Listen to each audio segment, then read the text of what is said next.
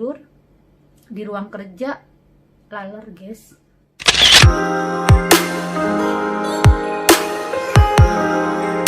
Assalamualaikum warahmatullahi wabarakatuh. Hai everyone, ketemu lagi dengan saya Umul Fitriati dalam Room of Solution. Di sini curhatmu menemukan jawabannya. Teman-teman, banyak sekali yang datang kepada saya, baik itu dalam satu pertemuan bisnis, dalam seminar bisnis, coaching atau mentoring bisnis.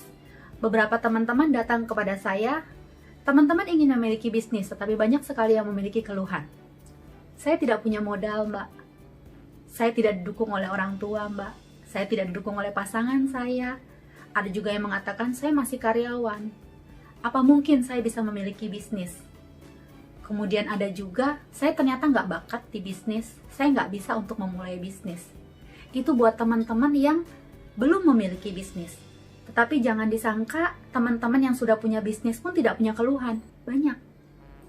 Ada yang mengeluhkan kalah dengan persaingan, ada yang mengatakan bahwa ternyata saya tidak bisa mengelola tim saya dalam bisnis. Susah saya menggerakkan orang lain. Ada juga yang mengatakan saya tidak bisa memanage keuangan, saya tidak bisa memanage SDM, saya tidak bisa memanage pelaporan dan lain sebagainya. Teman-teman, mungkin setelah mendengarkan apa yang saya sampaikan barusan, ada yang merasa itu saya banget. Ya, jika memang teman-teman ingin memulai bisnis, baik itu bisnis, membangun bisnis sendiri, maupun bergabung dengan bisnis yang telah memiliki sistem, stop dulu. Jangan diteruskan dulu, sebelum teman-teman menonton video ini sampai selesai. Karena nanti, dalam video ini saya akan sharing apa sebenarnya pondasi yang teman-teman perlu bangun sebelum teman-teman melakukan hal tersebut. Dan jangan lupa untuk like, comment, subscribe, dan share ke semua media sosial yang teman-teman punya. Baik teman-teman, langsung saja, let's move to the video.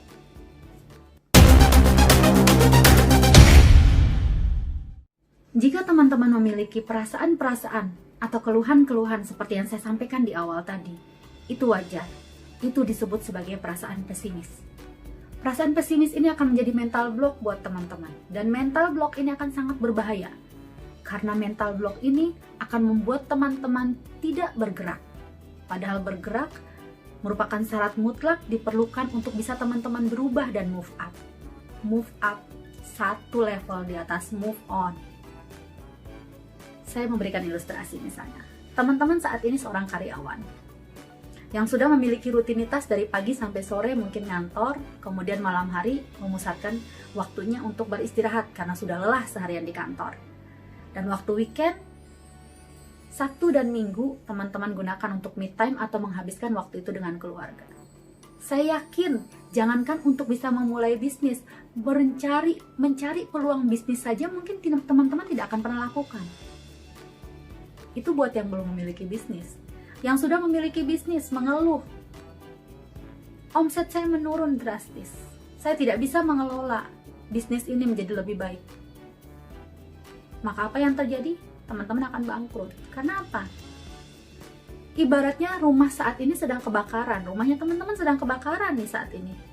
Bukannya teman-teman menyiramnya dengan air supaya api ini padam, tapi justru teman-teman menyiramnya dengan minyak yang justru membuat rumah itu habis terbakar oleh api yang semakin besar. Ibaratnya itu seperti itu pikiran kita sendiri. Mental block yang akan menghancurkan kita, teman-teman. Sekarang yang menjadi pertanyaan adalah bagaimana caranya untuk menghancurkan mental block? Bisa.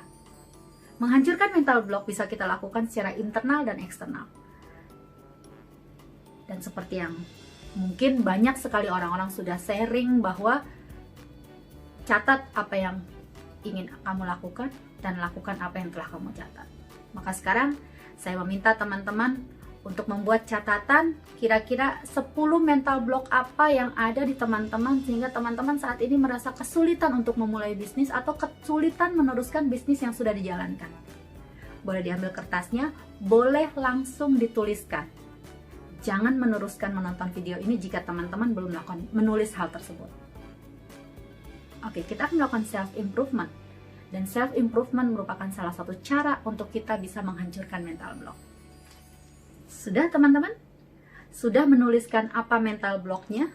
Dan kemudian teman-teman sudah menjawab dengan pikiran-pikiran optimis untuk menjawab mental block yang tadinya muncul. Karena apa teman-teman? Mental block itu ibaratnya jelangkung, datang tak dijemput, pulang tak diantar. Yang perlu teman-teman lakukan hanyalah ketika mental block itu hadir, ketika perasaan pesimis itu datang, ganti dengan perasaan optimis. Datang lagi, ganti lagi, datang lagi, ganti lagi, begitu seterusnya. Lama-lama itu akan jadi kebiasaan teman-teman dan pikiran negatif-negatif itu akan tidak lagi nongol di kehidupan teman-teman. Yuk, kita praktekkan untuk keseharian kita. Jadi yang bisa teman-teman lakukan, pertama ketika pengen menghancurkan mental block adalah 1. Self-improvement, yaitu mengganti pikiran-pikiran negatif kita dengan pikiran-pikiran yang positif, optimisme terhadap diri kita sendiri. Kemudian yang kedua, yang bisa teman-teman lakukan untuk menghancurkan mental block adalah cari inspiratormu. Kemudian fondasi bisnis yang kedua adalah miliki impian yang kuat. Impian yang kuat itu punya syarat. Syarat yang pertama, impian yang kuat itu adalah harus mengandung emosional. Mengandung emosional bukan berarti harus impian yang berapi-api, bukan. Tetapi lebih kepada impian yang bisa membawa hati kita ikut merasakan terenyuh. Serang feeling. Jadi bicaranya, kalau bicara hati seperti itu. Jadi gini teman-teman, ketika kita berbicara impian, libatkan orang yang teman-teman cintai. Saya bertanya, mana yang lebih membahagiakan teman-teman, umroh sendirian atau mengumrohkan kedua orang tua? Membeli rumah sendiri atau bisa membelikan rumah untuk kedua orang tua? Coba bayangkan, ketika impian kita di dalamnya kita hadirkan orang-orang yang kita cintai, misalnya orang tua kita, maka kita akan lebih bersemangat untuk mengejar impian tersebut. Syarat impian yang kedua adalah impian itu harus spesifik. Spesifik baik dari kualitatifnya maupun dari waktunya. Misalnya konkretnya kita ambil contoh tadi adalah tentang umroh, mengumrohkan kedua orang tua. Impian kita adalah bisa mengumrohkan kedua orang tua kita di bulan Desember tahun 2020 dengan biaya 60 juta rupiah. Kita ambil rate-nya satu umroh adalah 30 juta rupiah. Itu kita tulisnya jelas, impiannya bertanggal, jelas, nilainya ada. Kemudian teman-teman, syarat impian yang ketiga adalah impian itu harus ditulis. Tulis dalam dream book teman-teman, tulis dalam papan impian teman-teman. Dan kalau perlu, visualisasikan juga impian tersebut dengan gambar-gambar yang terkait. Misalnya kita pengen mengumrohkan kedua orang tua kita. Gambar orang tua kita boleh kita tempelkan di situ. Kemudian kita memilih gambar Ka'bah. Kemudian juga gambarnya Masjidil Haram. Kemudian gambarnya Masjid Nabawi. Tempelkan beserta impian tersebut. Tempel di tempat-tempat yang biasa teman-teman lihat. Yang sering teman-teman lihat. Di kamar tidur, di meja rias, di pintu kamar tidur, di ruang kerja, di kantor. Dimanapun tempat itu sering teman-teman lihat. Karena apa teman-teman? Manusia itu tempatnya lupa, tempatnya hilaf. Tapi kalau sering kita lihat, maka itu akan terus memacu kita untuk terus bergerak. Bahwa ada impian yang bertanggal yang sudah kita tulis. Kemudian syarat impian yang keempat adalah doa mendoakan. Teman-teman kalau punya impian jangan takut. Jangan disembunyikan sendiri. Bahkan salah satu guru saya mengatakan bahwa ketika kamu punya impian, sampaikan. Dan ketika orang lain mengatakan atau mentertawakan impian kita tersebut, maka impian itu layak untuk diperjuangkan. Sampaikan kepada siapapun. Selain kita sendiri yang mendoakan di waktu-waktu mustajab, minta doa-doa orang-orang yang kita cintai. Sistem adalah investasikan ilmu.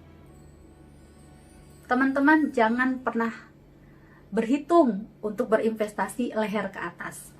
Selama ini kita terlalu banyak berinvestasi untuk leher ke bawah. Mulai sekarang kita harus berpikir untuk menginvestasikan leher ke atas. Investasikan ilmu. Investasi tidak harus uang yang besar, teman-teman. Karena sekarang ilmu di-share di banyak tempat. Bahkan di YouTube mungkin juga banyak sekarang yang share tentang bagaimana memulai bisnis, dan itu gratis. Teman-teman hanya bermodalkan handphone, bermodalkan paket data yang sudah teman-teman miliki rutin setiap bulan dibayar. Investasikan itu. Investasikan waktunya untuk belajar. Itu merupakan fondasi ketika teman-teman ingin memulai bisnis. Dan fondasi bisnis yang terakhir adalah cari mentor. teman-teman harus memiliki mentor dalam bisnis. Kenapa kita harus memiliki mentor? Karena setiap kita ada blind spot. Blind spot itu membuat kita tidak bisa menemukan apa potensi yang kita miliki sendiri. Dan mentorlah yang akan menemukan itu serta mengarahkan kita untuk menjadi jauh lebih baik ketika kita ingin memulai satu bisnis. Baik teman-teman, itu tadi adalah fondasi yang harus teman-teman bangun sebelum teman-teman memutuskan untuk memulai atau meneruskan bisnis yang teman-teman miliki saat ini. Demikian dari saya, terima kasih. Mohon maaf jika dari apa yang saya sampaikan terdapat hal-hal yang kurang berkenan. Sampai ketemu lagi pada segmen berikutnya. Assalamualaikum warahmatullahi wabarakatuh.